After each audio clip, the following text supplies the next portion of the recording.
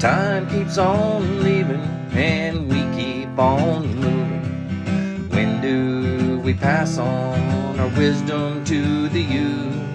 My veteran story, lost arts discussions, fireside chats with a bourbon or two.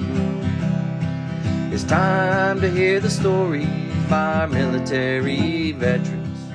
Get yourself ready. It's the Lost Arts Podcast.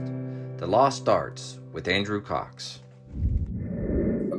Hello, my friends, and welcome back to the Lost Art Podcast, that podcast giving a voice to our veterans. On today's episode, we will have a fireside chat, but we're also going to have something special for today. We have the Marine Pacific Forces Band who is going to perform a little bit for us, and we have the officer in charge there who's going to get on and talk to us a little bit. But before we get into this episode, are you enjoying the podcast? And be sure to go to thelostart.podbean.com. Click on that merchandise tab, get you some merchandise, help support what we got going on here and giving our veteran voices out for all to hear. All right, with that, I have Chief Warrant Officer for Andres Navarro. Andres, how you doing today? I can't complain, boss. Thanks for having me. Thank you. Absolutely. I'm so excited to have you on. We do go back a little ways. Your first band, when you came in, I was the drum major there. Is pretty awesome. That was our first interaction. And to still be able to call you friend this much later, you didn't hold it all against me. And I do appreciate that. All good, brother. All good.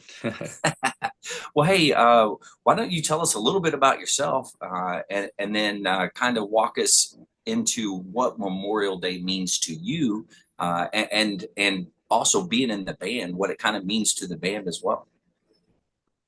Copy that. First of all, thanks to AJ Cox for having me here. It's very hard for me to do. I know him as a Master Gunny Cox, but I believe that is a cuss word nowadays. So we're gonna keep it down to AJ.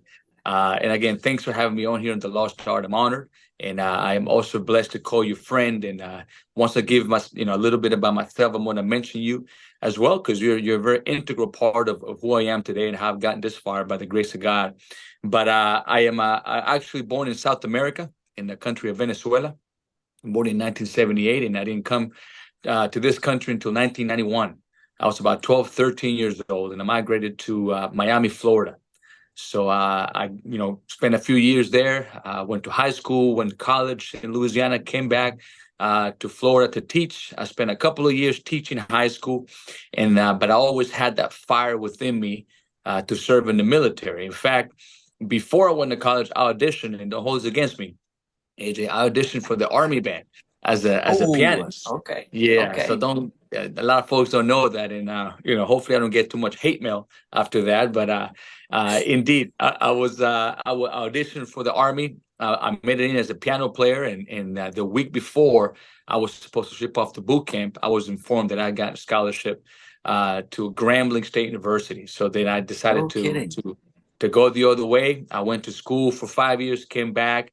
But I always had that fire within me to serve in the military and be a musician in the military. So in 2002, an ensemble from Paris Island came down to my school. The usual recruiting tour, so on and so forth. I was teaching, and the brass quintet came down and performed for my class. And nobody in the class wanted to join except me. The band director said, "You know what? That day." This is what I'm doing. I'm joining, and I drafted my letter of resignation. And in the summer of 2004, July 19th of 2004, I raised my right hand and I went off to boot camp. And wow. It's been a blast. So almost 20 years in the making. You mentioned our history together. Indeed, my first band was MCRD San Diego, and that's when you and I met. As my drum major, you had just come off deployment with the Blue Diamond and came down. Although back then you didn't have any hair, anything at all. You were straight drill instructor style. But those were some very, very formative years for me. And AJ, the things that we went through in our first band, the leadership challenges, and how you served as that conduit, that middle section, the buffer between the shenanigans and the troops, right? So from that moment, you begin to have an impact in my life. And not the least of which is the fact that in 2008 you went to drill instructor school, and That's right. up until that point I didn't think that was possible, and that inspired me to become a drill instructor too. So only 3 years later, I too went to DI school, and I'm sure I talk about it all the time. Your last cycle was my first cycle, That's right.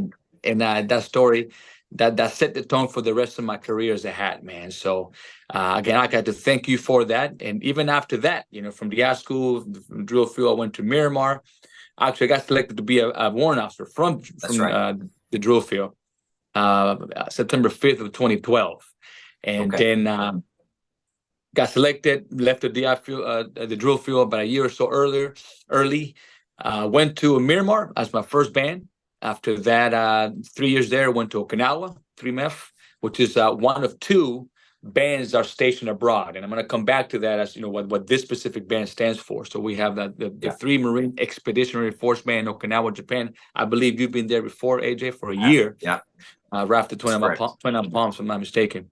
See, I got your career memorized, man. You do. You got it better than I do. Hey, man, I memorized that which is important in my life, and you're important, brother. So, I did a tour in 3MEF, came back to the Blue Diamond, and you and I served together again at the Blue Diamond. And I remember that 3 years there, and now I find myself here. I've been here for about 2 years, a Marine Corps Forces Pacific Band. So we have two. Out of 10 Marine Corps bands, we have 2 bands that are stationed overseas, the furthest of which, of course, is Okinawa, and then we'll have this one here in Hawaii. And no, man, I've been blessed every step of the way. God has had a very, very tight pulse on my career, and that's really who I give all the credit for everything that's happened, to include having you as a friend. So that's my career in a nutshell, brother. Awesome. Hey, thanks for sharing with that. So coming from South America, you come to America, you decide to join the military, and being in the band is very integral when it comes to that Memorial Day and really remembering those that have gone before and paid that ultimate sacrifice. Yes. So first off, before you get into kind of the band's perspective of things, give me your perspective from coming from another country, walking in and serving in the military. What does it mean to you personally? What does it mean to me? That's a very loaded question, and I'm not sure we have seven hours to speak about it, so I'll try to summarize it. Okay. As an immigrant, AJ, I could have gone to any other country. I could have gone to any other, military force. It just so happens God led me, my family and I, to come to that one country in the world that's still considered the lighthouse. The city on the hill that a lot of nations look up to. So right. I couldn't fathom this. I couldn't, have programmed it any other way. But I happen to be at that country that's so influential, that leader country nowadays. Despite the internal friction, we're still that nation. So to be able to say I left Venezuela and came to the U.S. and became part of the baddest military in the world. And I'm sure every other country out there, every other nation has things to remember, they have their own version of Memorial Day. In fact, we just came back from New Zealand a few weeks ago, and for them, you have Anzac Day. Anzac stands for Army and New Zealand Australian and New Zealand Army Corps, Anzac Day. Okay. And to them, it's like Memorial Day, Veterans Day, Flag Day, all pulling the same holiday, same day. Wow. So it's very humbling for me, because of course a lot of us think Memorial Day just signals the beginning of summer, like the end of school. Okay, that's a very superficial way to look at it. But nowadays we have a month for everything. We celebrate different things for every month, and every demographics and peoples and nationalities. I think it's fair and fitting and somewhat necessary, imperative that we pause and we remember what America's insurance policy, which is the military, has done for years. Yeah. Thank you for your service. What does that stand for? You got many folks, as we know, that have given the ultimate sacrifice, that are still serving, that have lost loved ones for serving in the military. If it were up to me, we'll have an entire Memorial Month. Spend the entire month, remembering the accolades. And of course, I'm very biased to the Marine Corps because I'm a U.S. Marine, but it's been a team effort, to include the Space Force It's a team effort and everything that takes to keep this nation secure against all enemies, foreign and domestic. And I just pray that we'll never lose that. It's fitting that we celebrate. It's fitting that we remember with a respectful mood the sacrifice that has been made for us to live the life we live right now. It's not a hollow comment, but it's worth honoring as often as we can, not just one day. But that's my take on the matter. Yeah, absolutely. And that's a fantastic take on it, in my humble opinion. The enormity of what that ultimate sacrifice really is. And I was lucky. I didn't make that ultimate sacrifice, but I look at our history, right? The Marine Corps' history, and not just Marine Corps, but our entire nation's military and that history. There's so many people that have given that ultimate sacrifice for you, for me, for everybody out there to go and pursue what it is that they want to do in this experiment called America. And Yep. that is what it's all about. And I thank you for coming on and giving me your kind of perspective on it. It's very humbling to hear that. You're a great American, Yeah. and I appreciate what you're doing. But so talk to me a little bit about the band and a military band and their role when it comes to Yes. Memorial Day and those types of things. Copy that. So I'm gonna, of course, we'll start, on a broader scale and honing on Memorial. But we are the entity of the military band. Again, from all branches, I think to date stands still as one of the last vestiges of professional wind ensembles. Right. And we got the President's Own and all the premier bands that up there. I'm not too familiar with too many. I know the Dallas Winds, for example, in Texas, but the entity of the military band is another what I call national patrimony. It's a national treasure because we're still in existence. Even to the Marine Corps, AJ, I will tell you, music is one of the oldest occupational specialties in the military. Yeah. And I would say, right, I would dare to say, and of course, I'm sure you get a lot of comments on this, that before there was an infantry in the Marine Corps, there was music. Yeah. And that's how we recruited folks. It began, with fifes and drums, and before the advent of all this, all the host of MOSs we have in the military, music was the first one. Mainly because of music's power to influence human beings. You have, for example, I'll give you five: literature, painting, sculpture, architecture, music. Music stands as the universal language, and in my opinion, truly the greatest of the arts. Everyone may not be a literature fanatic, and maybe they may not appreciate paintings, or sculptures or architecture, but I can guarantee you, every single person is attracted to some form of music, every single place in the world. So to say that specific capability, which is a capability, an integral capability, still exists in the military, it shows you how important it is to the fabric of the human being, the human condition. So, you want to tell a story, you want to invoke emotions, you want to, manipulate people. Sometimes it's a weapon of mass instruction. You know what I'm saying? There's certain things, in my experience, only music can do. So if you're going to employ one of those just powerful weapons of influence for a day as powerful as Memorial Day, I see music and Memorial Day being copacetic. They're one and the other. The music complements, music helps honor, music helps remember, music helps respect and tell the story, I think, like no other medium can. And the fact that as military bands, and not just Memorial Day, but the Marine Corps birthday, as for the birthday ball, Veterans Day, I mean, pick a holiday. You can write music that accompanies it. And to have military bands, again, another entity that belongs to the people. You know what I mean? This is the people they pay our salaries. Let me restart my computer here, man. They pay our salaries, and we belong to the people. To me, it's just a great narrative. You can't poke too many holes in this tapestry of American narrative. And how the military band fits into all that. So I think it's great that we get a chance to commemorate Memorial Day with some music. Yeah, very much so. So talk to us, what group is going to be performing, and kind of talk me through what we're going to be doing here. Okay, so every Marine band is pretty much composed of the same capabilities.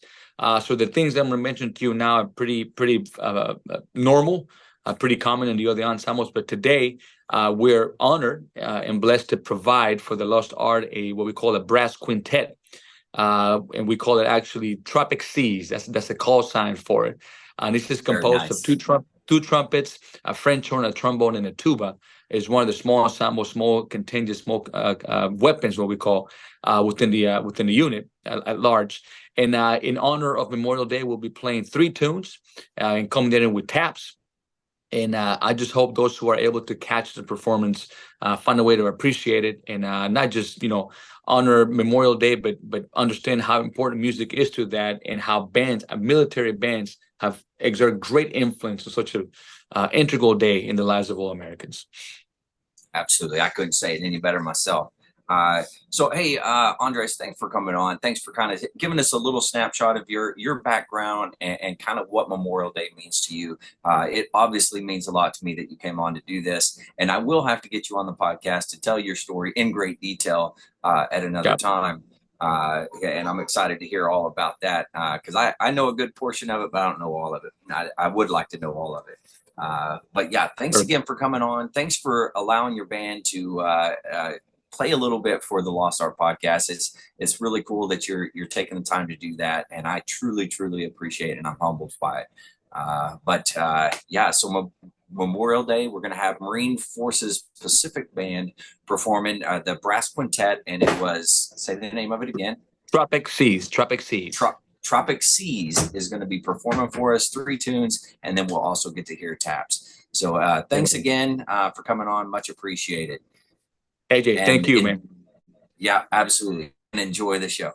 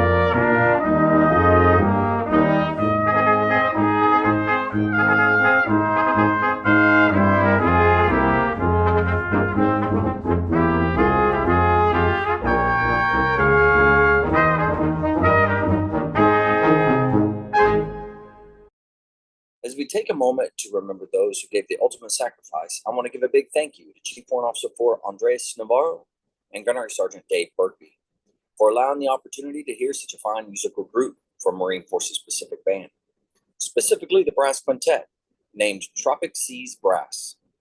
Your presence on the podcast is much appreciated. A big special thanks to all the musicians, trumpet players, Sergeant Miku Stone and Corporal Elise Grant. On horn, Lance Corporal Patrick Sanford. On trombone, Corporal Victor Tran. And on tuba, Sergeant Aaron Dumlau. And of course, all those that work behind the scenes to produce the high-quality video and sound. Corporal Darlin Moran, Corporal Nathan Miranda, and Lance Corporal Grayson Maine. Thank you all for what you do for the Marine Corps and for a grateful nation. At this time, we're going to hear from the podcast crew as they tell us what Memorial Day means to them. All right, so we got the podcast crew here, and we're just going to kind of go around and have all of them talk a little bit about Memorial Day. And we're going to start with Vic. So Vic, why don't you tell us a little bit about Memorial Day, what it means to you? Memorial Day, what it means to me, I guess, is remembering so that we don't forget. Freedom is not free.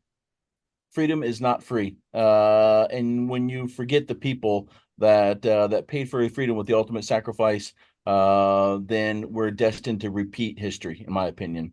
So I've got three little short things that I'd like to talk about this evening. First of all, I don't know if anybody can see this. I'm wearing a shirt from the 29 Marine Corps Band 29 Palms, which is no longer with us. The band was shut down in 2011.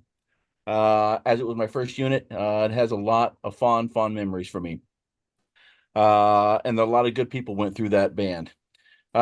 Second, the next thing I would like to remember is my dad. My dad died active duty in the Air Force. I was 4 years old, and it was tough. My mom never remarried, and throughout my childhood, there was often times where I'd just be looking in a junk drawer and I would find my dad's chevrons. He died as a tech sergeant, was about to pin on E6 before he died of a massive heart attack.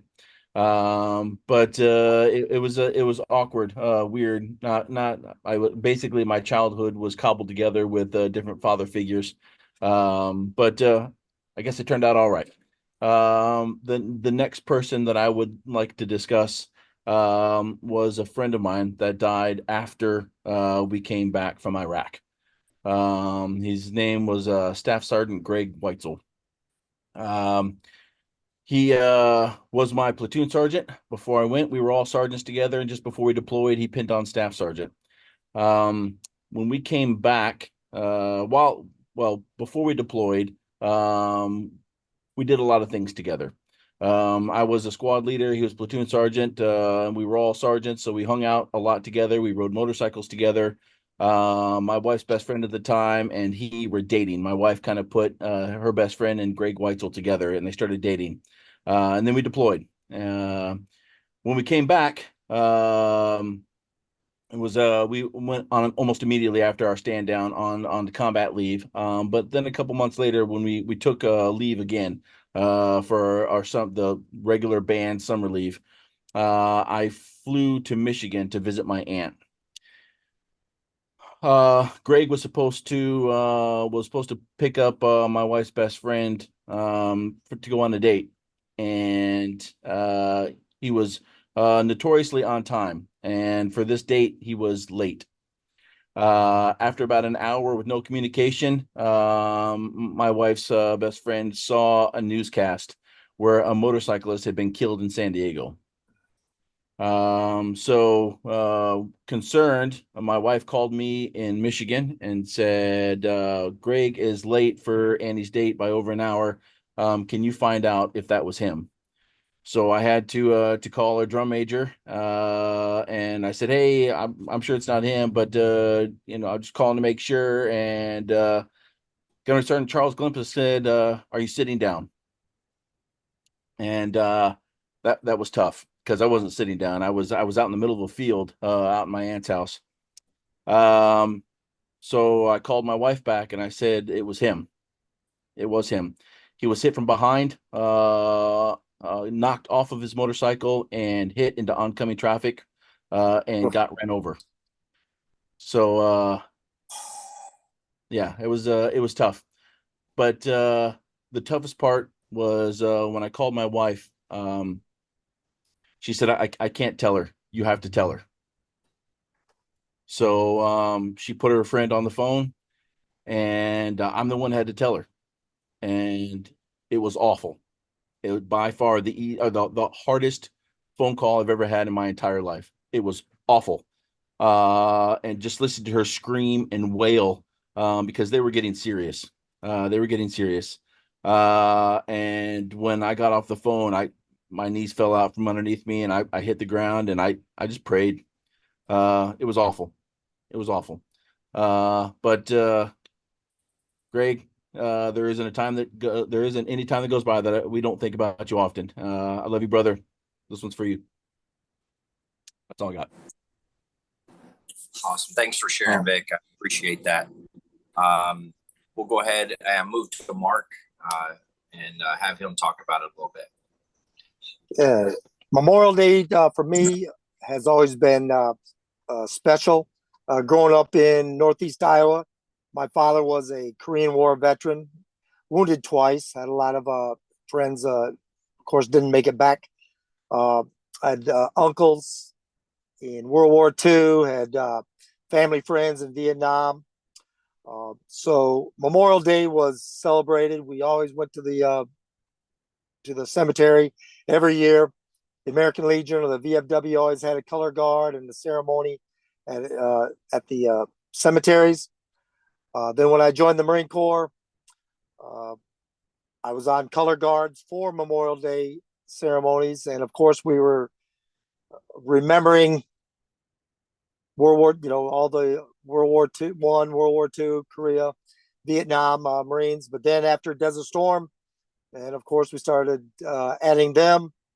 We added the Beirut casualties in before that, and then once we started going into Iraq and Afghanistan pretty heavy, then of course what more and more memorial services, and so Memorial Day became even more personal.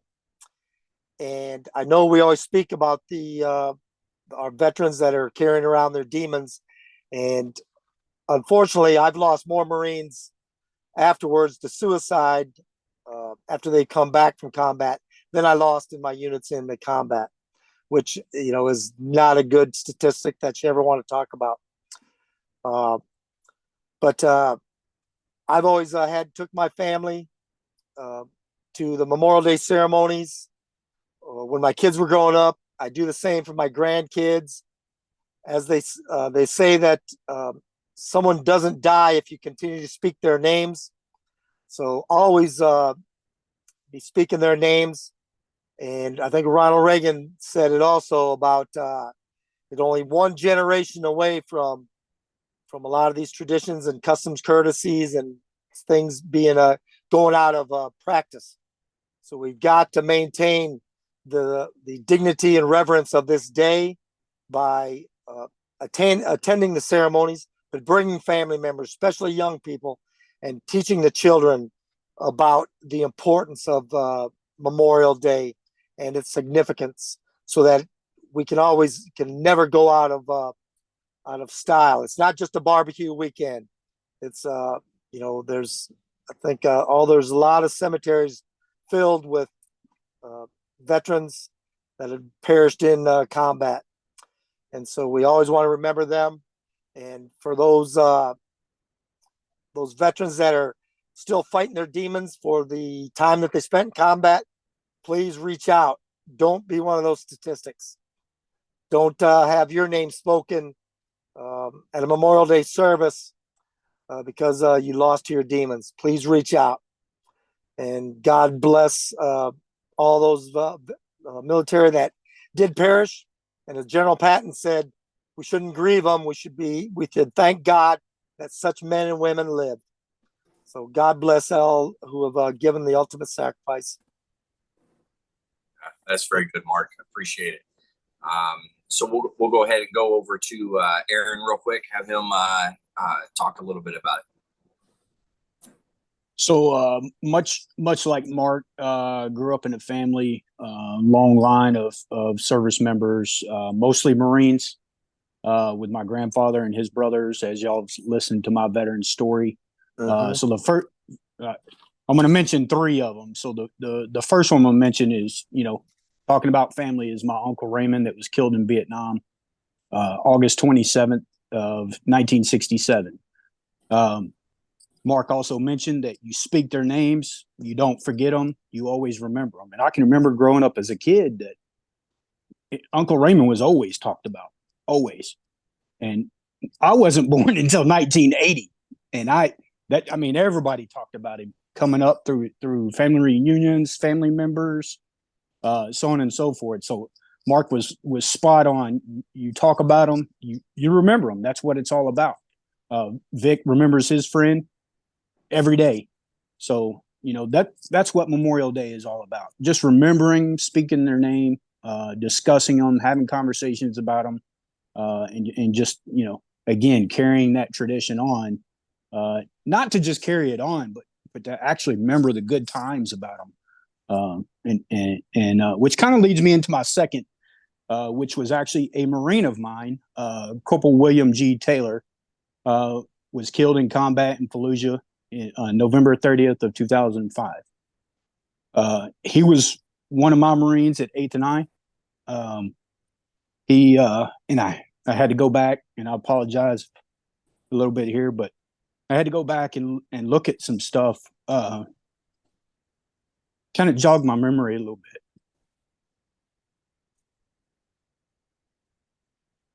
Give me 1 second. Yeah, no problem, Aaron. No problem.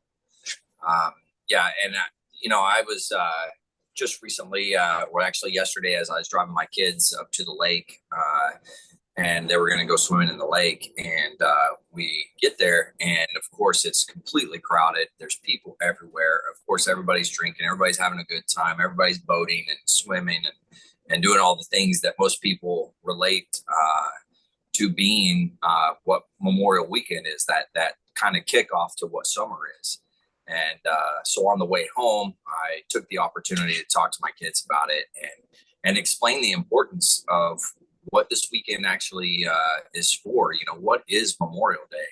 And I had that conversation with them. And today I kind of quizzed them in front of my wife and said, "Hey, why don't you tell your mom what we talked about yesterday about Memorial Day?" And they were able to kind of talk about it,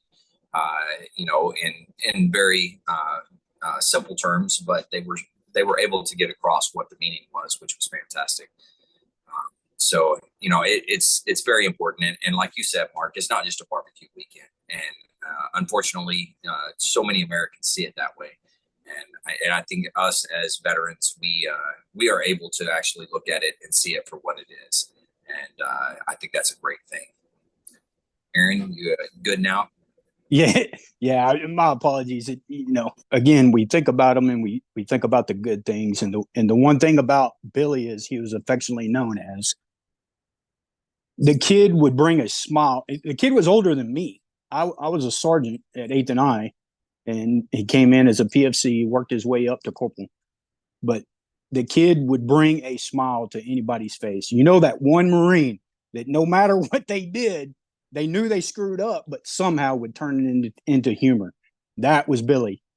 And again, I had to go back and look at, some of the remembrance. And since I posted my remembrance back whenever I learned that he died in combat, many, many people have got on there to remember Billy. And he was remembered by the smile that he brought to everybody's face.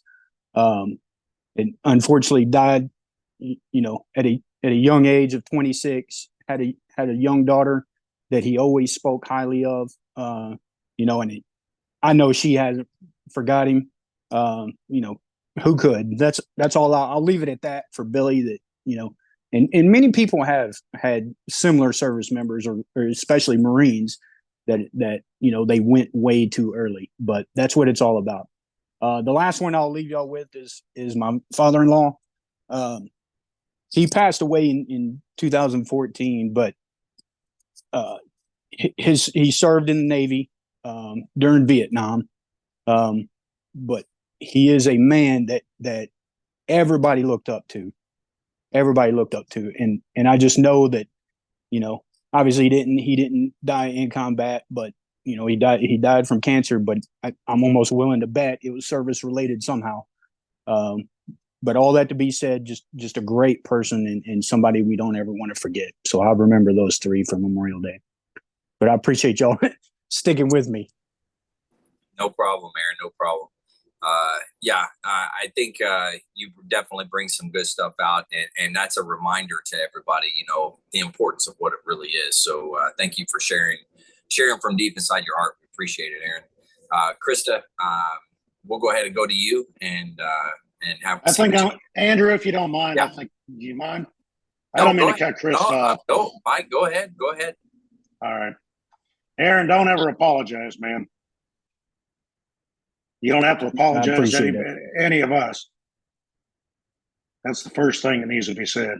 Nobody has to apologize to anybody for their emotions or how you feel, but to go into what Memorial Day is to me, I was talking to one of my coworkers. He's a Army vet, and I said, hey man, I said, how do you? Because we all get them. We all get the it's supposed to be a good text message to you from people or people that just don't understand. They're like, Happy Memorial Day. Thanks for what you did. And it's like, okay. A lot of them I don't even respond to. I just leave it at that. My wife's like, well, that's rude. I'm like, I really can't say anything without being rude. So me responding is the most polite thing I can do. But I said to him, I said, hey, how do you feel about that? As far as, it's Memorial Day weekend, and Memorial Day is the kickoff to the summer. That's what everybody looks at it as. School's out, at least here. They got out this past Thursday in this area. And he goes, well, what do you want people to say? I said, what do you mean? What do I want people to say? And he goes, well, would you rather them not say Happy Memorial Day? And I said, it can be a day of happiness, but I said, you've got to stop and think about what it stands for. And he goes, I know very well what it stands for, Mike.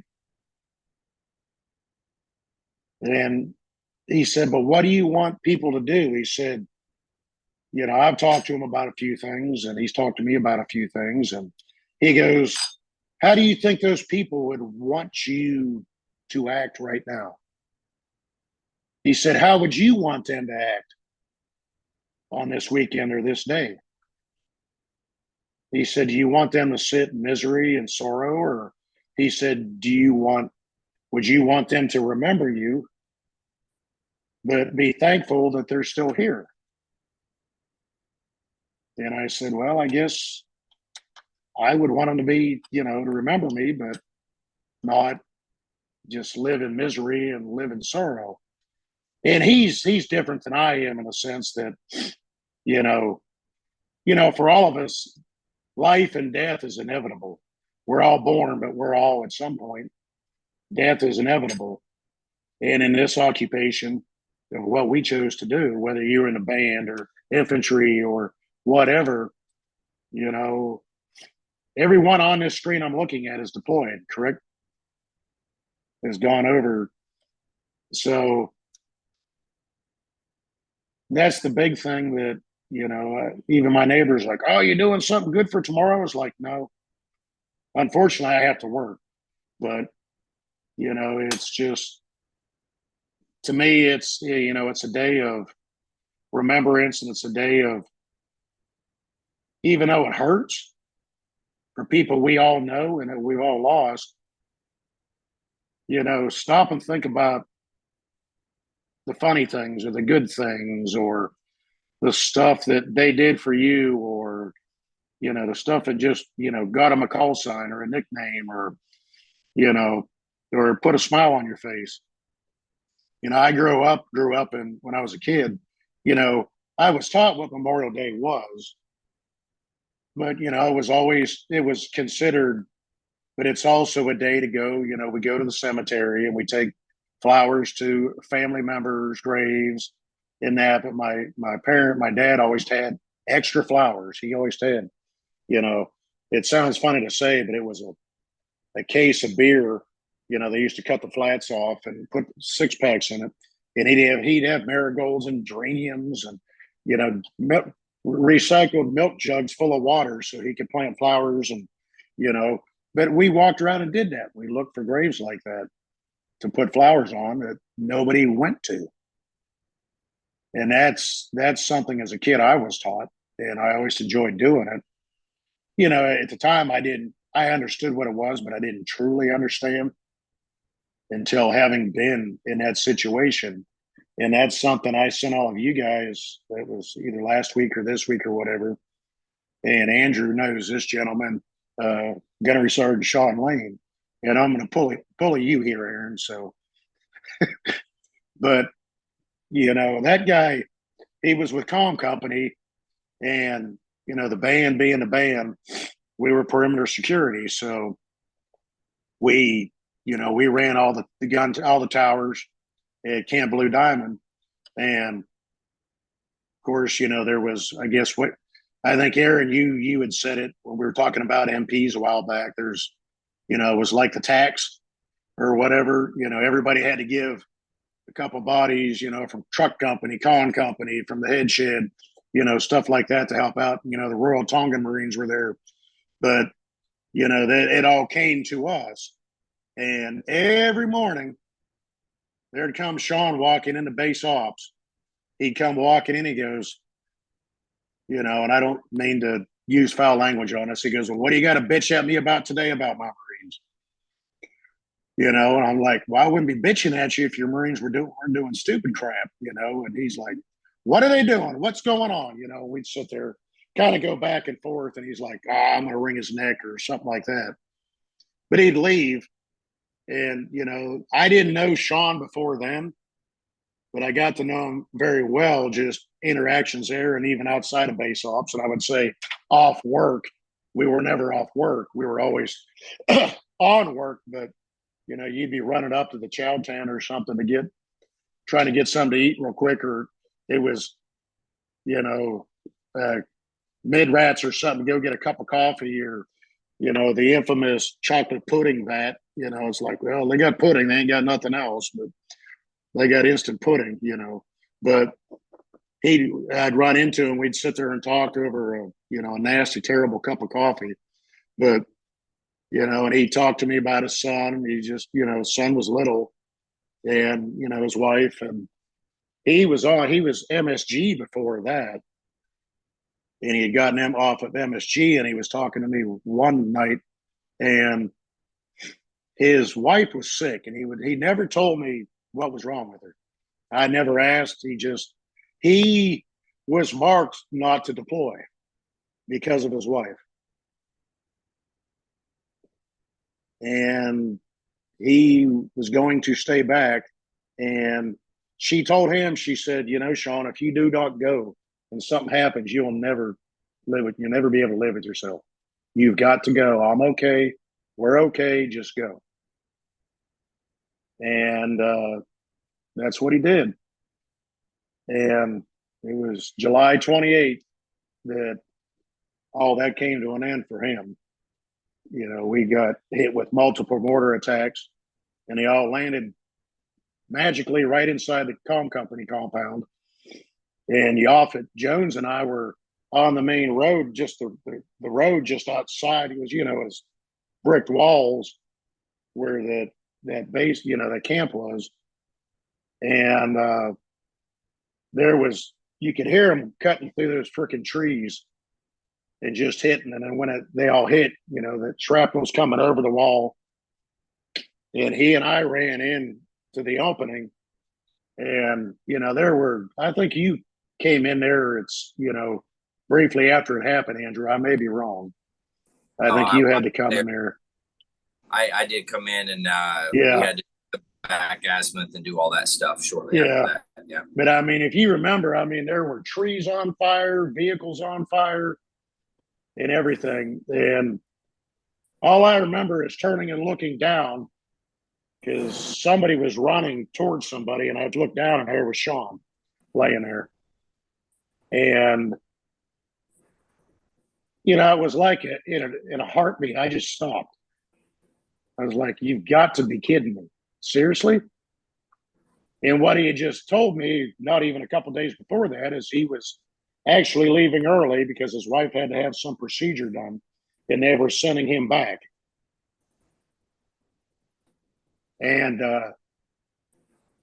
you know, Gunny Olson showed up, and medical was there, and they were already calling in a medevac, and I was trying to help. And I just remember, you know, they're like, you need to go, you need to go. And even then, I couldn't hardly do what I was supposed to be doing. You know, were grabbing fire extinguishers, trying to put fires out on Humvees and on comm equipment and everything else. And, you know, they took him out of there. And, you know, unfortunately, he never made it to the Bird to go to Alice. He never made it. And that day has haunted me from that point on. I mean, I can still see it. I can still smell it. I can still hear it. And, you know, I've pushed it out of my mind, and it's caused me that's one of many things. It's with all of that that's caused some of my issues in me. But, you know, I always wondered for years, I always wondered about his son and his wife. And, you know, my wife knew the story, and I didn't get into details about what I'd seen with him and what had happened, and nor will I on this podcast. But, and she has listened to me in therapy sessions talk about things and about that. And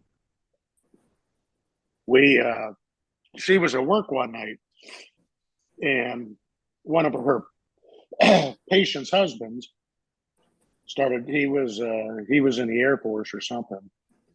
He wasn't in the Marine Corps, but he was in the Air Force. And he started talking, and they started talking back and forth. And she had kind of brought him up, but didn't, you know, mention him by name or anything, you know, stuff like that. Because I don't know where he was at. If he was Al Assad, I don't know if he was Air Force was Al Assad or not. I don't remember now. But he came walking out, and he said, "I don't mean to be rude, but I think I found his wife on social media." And she looked at it, and she didn't talk to me about any of this. And she sat on it for a couple of weeks, and she finally sent her a message, and it was Sean's wife. She reached out and said who she was and who I was, and, you know, having been there. And she was so excited just to talk to my wife. And, you know, they talked for a couple more weeks after that. And my wife finally she said, "Yeah, Mike said that he had talked to Sean a lot. He talked about your son, you know, about you." And Mike said that Sean said that he thought you were sick or something was wrong, but he didn't know what. And it haunted him to always wonder what was going on. And she goes, "Yeah, I have lupus." You know, and she said, "I had lupus then." And she said, "But my son's getting ready to go to boot camp in 2 weeks. And I would love for your husband I would love to talk to him. And I'd love for your husband to talk to my son." And unfortunately, I didn't get a chance to talk to him before he went to boot camp. I wish I could have. Some of it was I didn't want to. And I know that sounds terrible. It may sound terrible to all of you, you know, but I did, but I didn't. And just unfortunately, the way timing worked, I didn't get a chance to. But, you know, he was in boot camp. And then one night, my wife sent me that video of him in boot camp. and they did a thing on him writing, his letter, dear Dad, it's taken 18 years. And, the hurt he had to feel doing that, but I can only imagine the pride, Sean looking down at him saying, that's my boy. That's my son. And his wife did not want their son to go in the Marine Corps. He did not. But she said she couldn't do it. She couldn't stop him because from the time he was old enough to understand what happened to his dad, that's all he said he was going to do. That's what he had to do. And unfortunately, since all of that has happened, he's graduated boot camp and all that.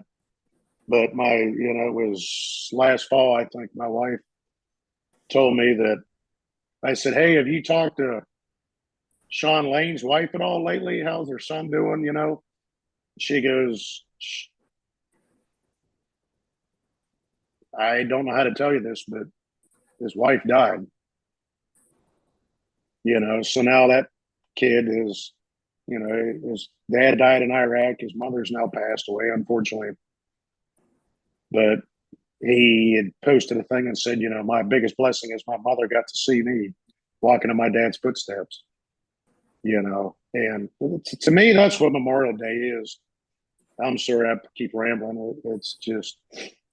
It's all right. Don't worry about it. It's that has been the hardest. We lost Chance Phelps.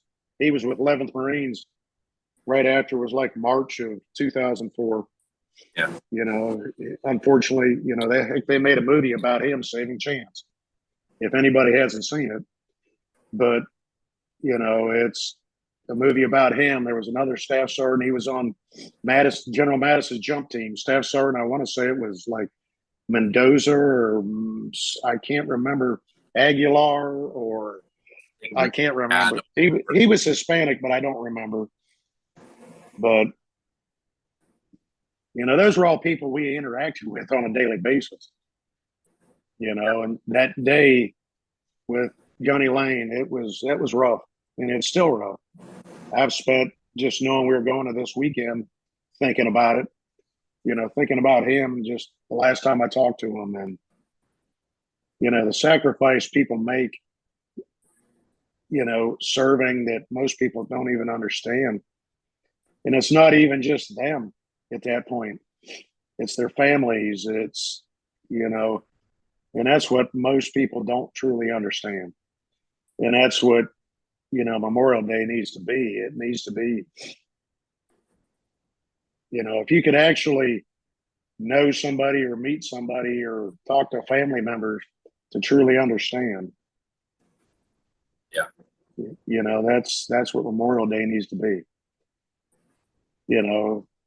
I knew Sean well enough, and we weren't close personal friends, but we were good enough friends that we talked every day that, he would be sitting here right now being like, what the heck are you all sniffling about me for? Or saying something like, just some wise, smart aleck comment. And I remember he made a comment one morning, and Chief Warrant Officer Edmondson got a little upset about it. He goes, pull your panties out, sir. It's okay. It'll be okay. And Well, I'm glad you said it, Mike, because that's exactly what Billy would have said. Quit crying, you little bitch.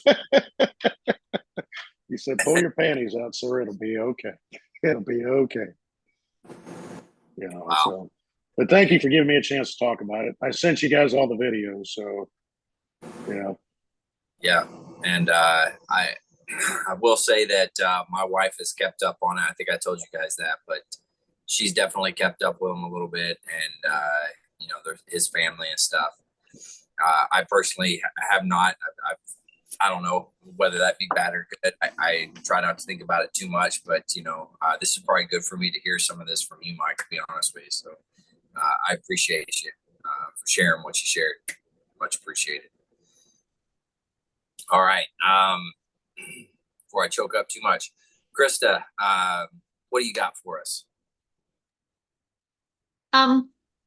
Memorial Day. Okay.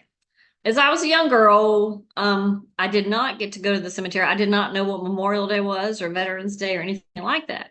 However, we used to go over to Jasper, Alabama, and go into the cemeteries. We went what was called Third Sunday in May, or it was called Decoration Day. And we'd always go up to Nauvoo, Alabama to my grandparents, my great grandparents, and put flowers on their cemetery. And that's just what we called it, Third Sunday in May or Decoration Day. And I thought it was a Southern thing or an Alabama thing. I didn't realize it. Well, a few years ago, I guess it was 2019, I started going to Beaufort National Cemetery, living here. And I went out there and started taking some photos of the headstones out there at the National Cemetery for a website called Find a Grave. And lo and behold, I went up to the front of the Beaufort National Cemetery here, and there's a couple placards out there that tell about Beaufort National Cemetery and how the national cemeteries came about. And as I was reading them, I started doing the reading through the placards, and it talked about when Lincoln actually got information from, or got authorization from Congress to purchase the lands for the national cemeteries. And sure enough, it was actually called Decoration Day when he instituted to decorate the graves and everything. And it was on the third Sunday in May. And I was like, wow, this is where Decoration Day came from. So I was glad to know it wasn't just a Southern thing or an Alabama thing. And so I ended up spending the next few years. And of course, COVID came about. And I became really familiar with Find a Grave and started going out there a lot to the cemetery. So I have some information for you about it since I did not know. And of course, I've already been out of the Marine Corps quite a bit. I was in the Marine Corps from 1989 to 1993. And guys, being a Marine musician, even then, no one really told me, and I'm not expecting anyone to tell me. It was my job. I'm an adult at this time. That I would know what Memorial Day was, all the jobs we played, that I would know the difference between Veterans Day, Armed Forces Day. We played parades. We did all these gigs. Did you think I would know, or that someone would tell me, or I would know what Memorial Day was, Veterans Day was? I never knew. Still didn't have a clue, right? Doing these gigs, didn't know what the difference was, what they were, what they stood for, didn't take the time to find out. So I'm still not getting the gist of it. So I'm out here a few years later, Beaufort National Cemetery, start taking these photos. Well, the superintendent for Beaufort National Cemetery comes out. His name's Mr. Lewis. He's an older gentleman, wonderful man. And I'm walking around these cemeteries, starting taking these photos of all these headstones to upload them on Find a Grave. It's a virtual website, basically. I'm taking these photos, uploading them, and he comes out and he starts asking me questions, and we talk, and he explains things to me and tells me. Of course, I read the two big placards that are out there.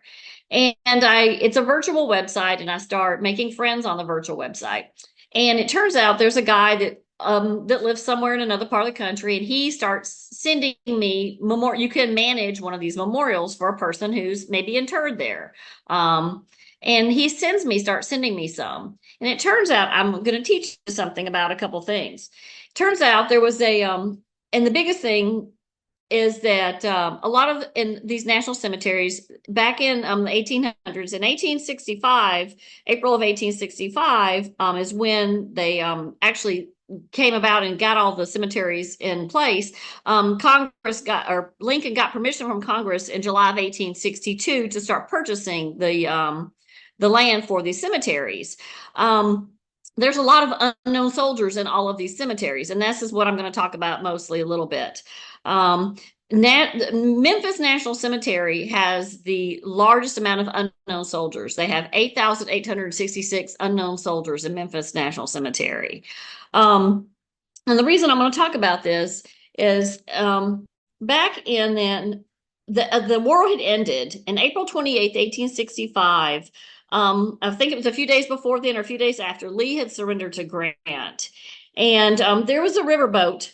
It was actually called the USS Sultana, was making its way home. And the USS Sultana had a capacity of only 376 soldiers were supposed to be on this. And the reason this is important to me is it had a capacity of only 376, but guys, there were 2,300 soldiers on that riverboat, or on that USS Sultana. And what happened is she had 4 boilers, but 3 of them had exploded that day. It is the worst maritime disaster in U.S. history. And it's never talked about. You don't hear about it. And unfortunately, there were about 2,000 freed soldiers, Union soldiers, from the Andersonville prison. And Andersonville prison is over in Georgia. All right, we're familiar with this prison. And what happened was, in my area here in Beaufort and in the marshes of Beaufort County, a lot of those prisoners had been freed, and they were on that ship, on the USS Sultana. It was kind of like a 3-story riverboat. Well, they had been paying, they had been kind of advertising, get a soldier home from Andersonville prison. So that USS Sultana was only supposed to have 376, but it had 2,300. Well, 2,000 of them died that day. What happened was they were buried at a local cemetery right there called Fort Pinckney Cemetery. And this is what would happen. They'd bury in there. They're buried a year. Well, after the cemeteries, the national cemeteries were brought into play, a year later, they were going to reinter them back over at a Memphis National Cemetery. And that's what they did. They were reinterring a lot of these people. There were people that died at Fort Fremont down in Beaufort, or they died down in Savannah at a church, and they were buried there. They were going to bring them back up to the National Cemetery in Beaufort. Same with what happened with the USS Sultana. These gentlemen had been buried. The 2,000 soldiers had been buried at Fort Pickery down in on the, I guess it was kind of like the South Shore of Memphis there. Well, they reinterred them. They had them all sitting out on a dock, and they wrote their names in chalk on these caskets. Well, a big rainstorm came, and it washed away all their names. So you have 2,000 soldiers who had died, and now they're unknowns. So they move them to the National Cemetery there in Memphis, and now they're unknown soldiers. So what I'm getting at is that, you know, they've fought and died for their country, and this happens every day. I mean, not so much now, because now we have dog tags. We don't write names in wooden caskets and chalk anymore. And I spent all these years, the 4 years up at Beaufort National Cemetery, and like Mark was talking about, you know, I was looking at some of these headstones, and they said World War I, World War II, Korea, and these guys were doing triple duty for our country, making it a country that we want to be proud of. And guys, you know, a total back then there was like 172. Now we're down to 164 national cemeteries. Some of them are national parks across the country. That's what Memorial Day means to me. And yes, I will break down and cry. You know, walking that cemetery for the last 4 years, and I did it all through COVID. And Mr. Lewis came out there, and he would spend not hours, but he would spend an hour or two walking through. And then on the backside, I mean, the Confederate soldiers, they have their tombstones have like a triangle across the top. They're in a separate section back by themselves. They had to put them in a different section. They weren't allowed to be up front, you know, with everyone else.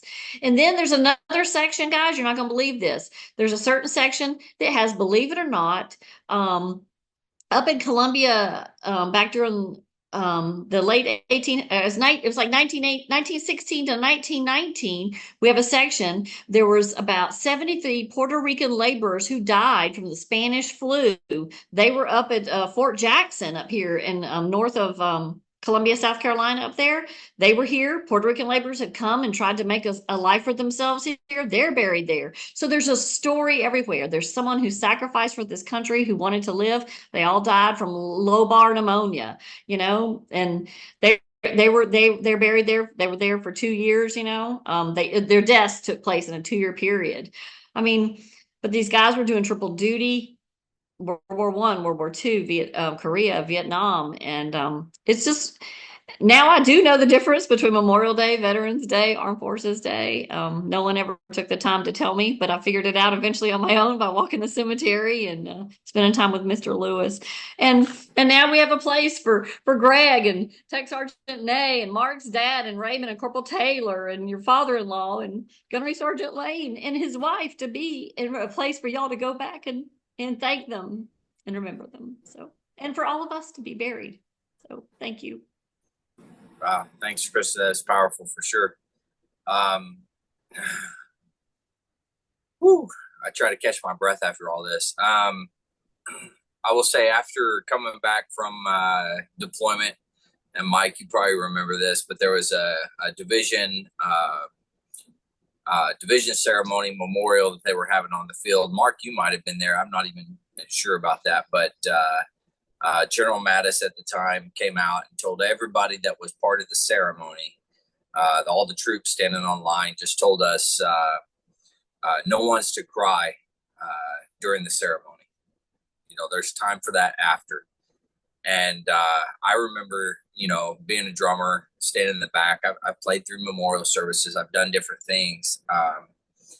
And as I'm standing there, there was a young mother with her young son.